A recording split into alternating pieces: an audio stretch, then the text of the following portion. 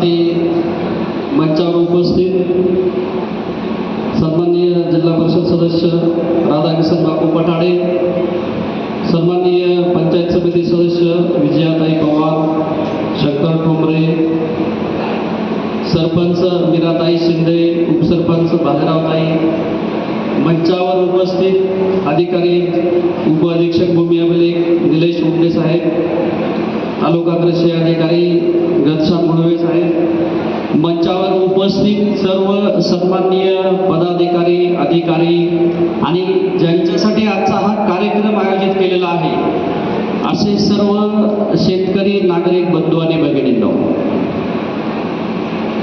तर बऱ्याचदा काही जणांच्या मनात प्रश्न असेल की हा कार्यक्रम म्हणजे एक उद्घाटन कार्यक्रम आणि कार्यक्रम झाला की कार्यक्रम संपला 15-20 मिनिटात की घरी झाला.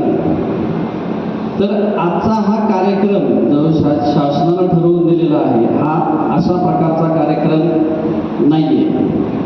आजचा हा कार्यक्रमामध्ये सर्व विभाग म्हणजे आपल्याशी निगडीत जेवढे विभाग असतात ज्यांचा की दैनंदिन संपर्क येतो आणि आपल्या कामानिमित्त आपण त्या कार्यालयात बऱ्याचदा जाणं येणं होतं, तर अशा सर्व विभागांचे अधिकारी आज आपल्याला इथे लाभलेले आहेत. आपल्या शासनाचा जे उद्देश आहे की शासन आपल्यापर्यंत पोहोचणं, शेतकरी, विद्यार्थी, महिला वर्ग ह्यांचे जे काही प्रश्न असतील प्रशासनाशी संबंधित त्याचं ज्या प्रश्नाचं सेम डेला म्हणजे आजच्या दिवसात निराकरण करता येणं शक्य आहे त्याचं आजच्या दिवसात निराकरण करणं आणि ज्या गोष्टीसाठी ज्या समस्येसाठी काही वेळ लागतो त्याच्यावर सुद्धा तातडीने कारवाई करण्याच्या अनुषंगाने आजचं हे शिबिर आपण आयोजित केलेलं आहे. या शिबिरात कार्यक्रम संपला म्हणजे शिबिर संपलं असं नसणार आहे.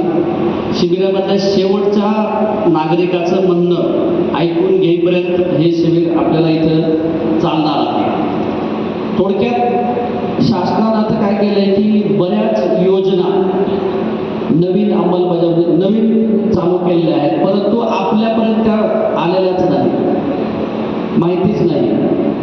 याच्यापैकी गावाशी जे निगडीत असतं त्यात महत्त्वाचं म्हणजे गायरान जमिनीवर ज्यांचं निवासी अतिक्रमण आहे त्यांना ते निवासी अतिक्रमण तिथं घर उपलब्ध करून देणं असा एक शासन निर्णय शासनाने आता काही दिवसापूर्वी काढलेला आहे. याचं थोडक्यात माहिती सांगतो बाबू मी की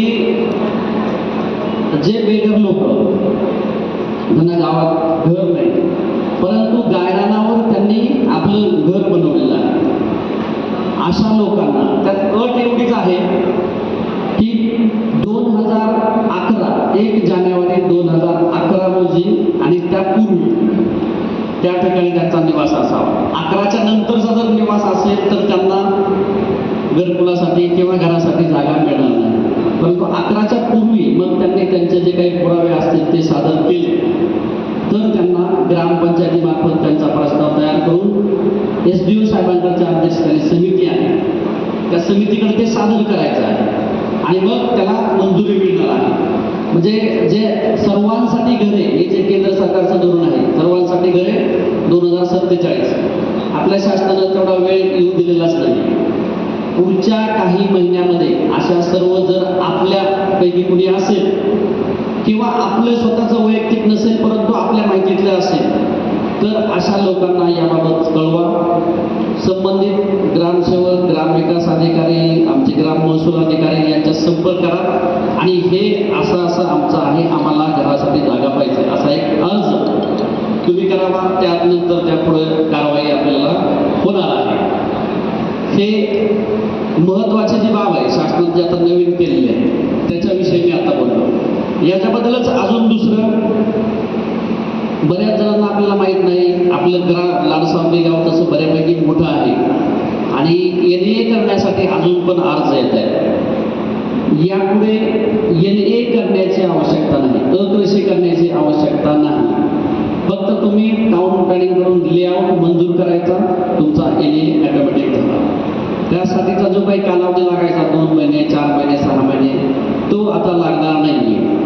हा पण शासनाने कायद्यामध्ये बदल केलेला आहे. याशिवाय ज्या ठिकाणी ADTPचं झोन आहे, परंतु आपल्याकडे तर बऱ्याच जणांकडे माहीत असते की 2 गुंठे जमीन आहे, 4 गुंठे जमीन घेतलेली असते, सातबारावर ते लागत नाही.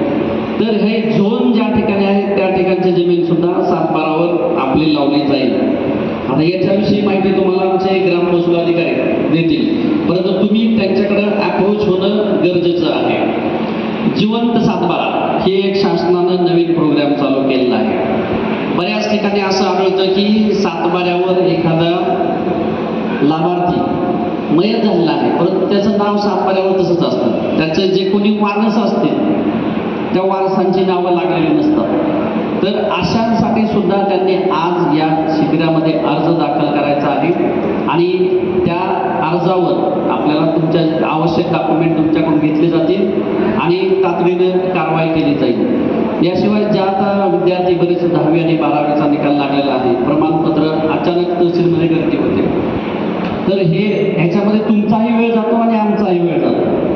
म्हणून डिसेंट्रलायझेशनची प्रक्रिया म्हणून आज आपण इथं विद्यार्थ्यांचे प्रमाणपत्र सुद्धा काढण्याची इथं तरतूद केलेली आहे.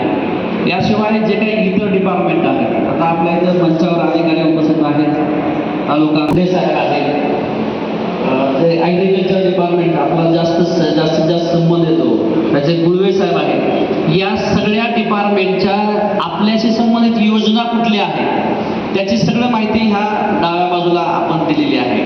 मी सर्वांना पुन्हा याद्वारे आवाहन करतो की आपल्याला जर कुठल्या विशेषतः ॲग्रिकल्चर मिळतं तर त्याची माहिती त्या स्टॉलवरून घ्या. जर आपल्या लक्षात आलं की आपण पात्र आहोत तर तिथं अर्ज पण उपलब्ध आहेत, ते अर्ज भरा. भले ते पुढच्या योजनेत आपला नंबर लागेल न लागेल, अर्ज भरायला तरी काय प्रॉब्लेम नाही आहे. अशा सर्वच विभागांना या ठिकाणी आपण एकत्रित शासनाच्या सूचनेनुसार आलेला आहे. मी याद्वारे आपण सर्वांना आवाहन करतो की आपल्या ज्या कुठल्या समस्या असतील त्या इथं हे कार्यक्रम संपल्यानंतर पण अधिकारी या ठिकाणी थांबणार आहेत तुमचे शेवटचा अर्ज येईपर्यंत. सर्वांना मी आवाहन करतो की आपल्याशी संबंधित ज्या कुठल्या समस्या असतील वेगवेगळ्या विभागाचे त्याचा इथं त्या मांडाव्यात, त्याचं आम्ही नक्कीच निराकरण करू. एवढे बोलून मी थांबतो. जय हिंद, जय महाराष्ट्र.